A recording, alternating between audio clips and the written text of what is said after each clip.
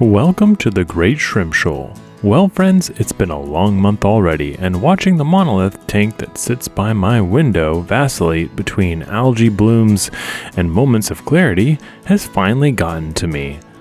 I had already purchased a canister filter that seemed to fit the bill as a replacement for the hang-on back filter that I had attempted to use as a permanent solution for this tank. I had already purchased it, and yes, only after assembling everything did I discover that the UV light inside of it was broken during shipping.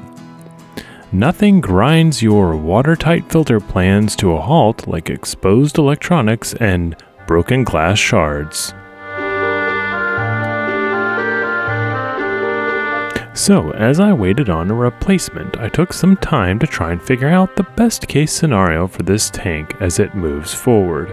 Obviously, it was a planted tank, and it was planted in a particular way, with my hope for it being that I would have the Monte Carlo blanketing the fluval stratum substrate.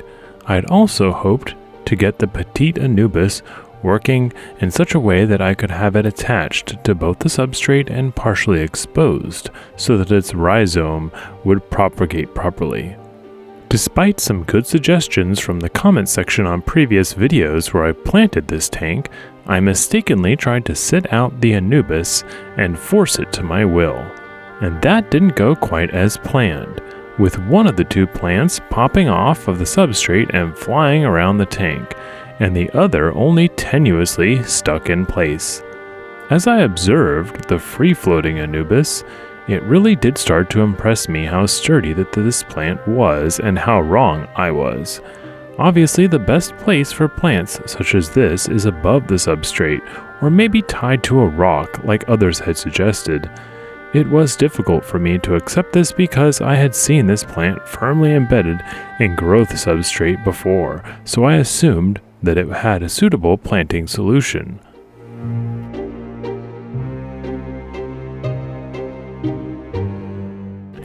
Taking all that into account, I made the decision to move both of the plants to alternate locations. One will be tied to a bit of wood with the rhizome touching the bark, and the other will continue to be free-floating, but it will be attached with a suction cup along the side of the tank. I started out by taking the new filter and getting it ready for the tank that was seriously already having some problems. First order of business was taking all the media and pads out and assessing whether or not they would be good in this new setup. I am pleased to say that this cheap filter managed to fit the bill and was able to be used almost entirely with its installed components.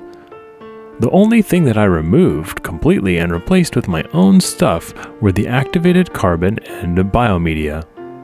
In this filter, I am using the small spherical biomedia that I got off of AliExpress. Those little porous red balls with the core that soak up lots of water. I'm also using a lot of granular activated carbon that is from a bulk container and poured loosely into two tight mesh bags. After putting all that stuff together and rinsing it in some tank water thoroughly, that was all taken out of the tanks. I got ready to put it all back together and add it to the new setup as quickly as possible to get the cycle going. One great thing about this filter is the way that the media baskets fit together and then snap for a tight fit. The plastic feels a little cheap, but overall the design is function before form, and a lot of other brands could take some examples from their construction. There's a couple of included filter pads and a foam strainer that really fit the custom shape of the baskets. Now, this custom shape is probably the one drawback, but if I had to replace it with the 7D filter pads that I like, I don't think that it will be an impossible shape to cut out. The UV light is bright, and I do mean bright. It has a large surface area where the water comes into the inlet and is pushed past the UV light down the center of the filter. It then comes back up through the bottom through the baskets one by one. It's a pretty simple yet efficient design. I measured everything out and got the tubes ready, attached all the components and turned the filter on, starting the first cycle of the UV light, which lasted for almost 8 hours. I was determined to nip this algae bloom in the bud and get the beneficial bacteria growing quickly on the interior of the newly added canister filter. Once I was able to turn the water on, after a very easy priming process, it was apparent right away that this was much better. It was a great option for this tank. This is a 20-gallon tank long, and that means that it is a rather shallow tank. It's only as tall as the 10-gallon tank. A side effect of this shallow nature is that the hang-on back filters can push a lot of water around, like a tumultuous waterfall if you're not careful about the water level in the tank. And that can push the substrate around violently. This new filter comes with an intake which is nice and calm, and its output comes with an additional duckbill spout or rainfall feature. Under the water, the rainfall ends up becoming a bunch of tiny holes which disperse the water uniformly and in a much more calm manner than the other filters that I use. All in all, I am very pleased, and we'll just have to wait and see how quickly the water clears up over the next couple days. Fast forward, and just a couple of hours later, I checked back on the tank once again and was already delighted to see that a lot of the detritus and cloudiness in the water had been filtered away, presumably by the filter pads. There was a lot of stuff that was just pushed around, but overall it was getting better already. The UV filter light is meant to be used sparingly, so after the initial gauntlet of 8 hours, I lowered the cycle down to about 3 hours a day, turning it on and off relatively early in the morning. I was pleased to see progressive results day after day, and you can just see here how quickly things cleared up. I'm excited for the shrimp and the plants in this tank now because it has a complete ecosystem that fulfills multiple valuable purposes for the inhabitants. This tank now has good beneficial bacteria, good water circulation, good filtration, an adequate amount of UV and sunlight from the open window. It also has a more flourishing plant structure and an adequate substrate and biomass for growing a ton of new beneficial bacteria. It's a little sad that I wasn't able to make do with the bare minimum as I had planned. I keep coming up with anecdotal evidence that shrimp should be able to be bred and kept in very simple setups, but my results have been somewhat mixed. I wanted to keep this tank minimal, and I had to go for a full-fledged filtration solution relatively quickly in order to combat the algae growth. Time will certainly tell, but I think in the short term I made the right choice considering where this tank is located in my setup. Speaking of dead simple, I have seen a number of projects where shrimp are bred in the simplest of containers, often in something like a 30 or 40 gallon bucket grabbed from the local hardware store. Given that I live in such a temperate climate, I would like to try something along this method soon because I think that the outdoors would be a great place to breed shrimp and that they would find it a good environment.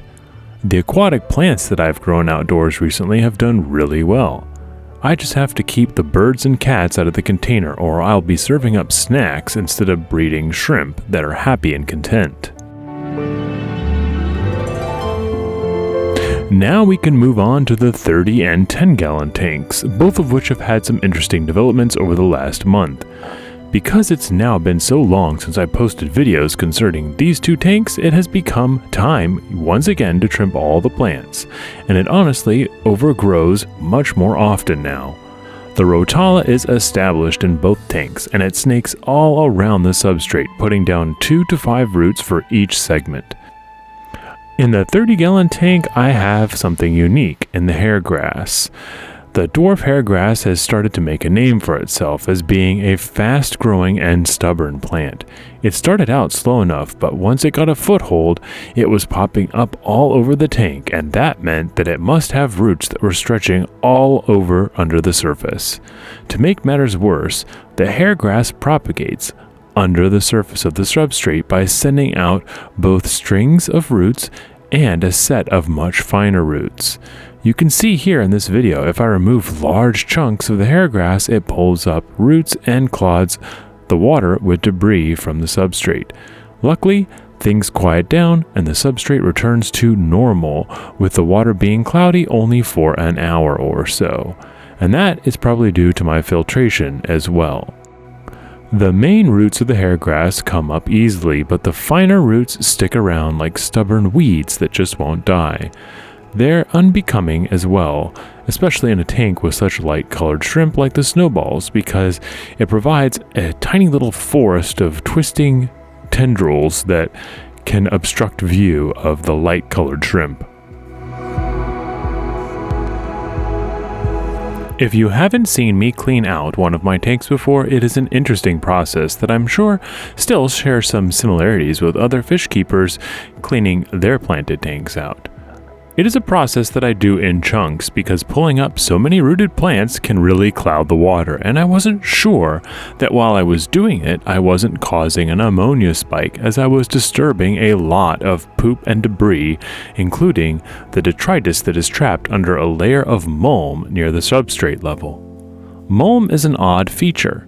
It only is showing up in my 30-gallon tank, which has a lot of snails eating algae off the side. And that in turn creates a lot of poop, and that poop creates a substrate level that is very fine and dark in color. The detritus worms, Rhabdicola, and copepods seem to love the mulm as a food source, so I am reluctant to disturb it or do too much vacuuming of the substrate, as that could remove their source of food.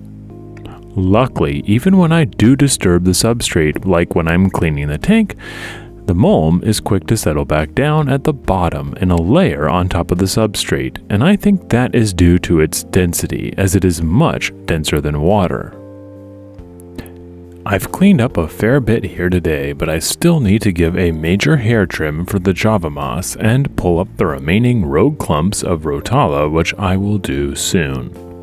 Anyway, I hope you enjoyed today's video update on my shrimp tanks. I have more news to share with you shortly as I comb through the footage that I recorded over the last month or two. I have also started cutting shorts, so that you can enjoy all the updates in bite-sized chunks at your leisure without having to listen to me drone on about the absorbency of sintered clay or porosity of filter foam. Besides, I'm still a layman when it comes to all of this, so take that as you will. I'll see you again soon with an update on the 20-gallon Monolith tank, my vampire shrimp, and the 10-gallon forest tank.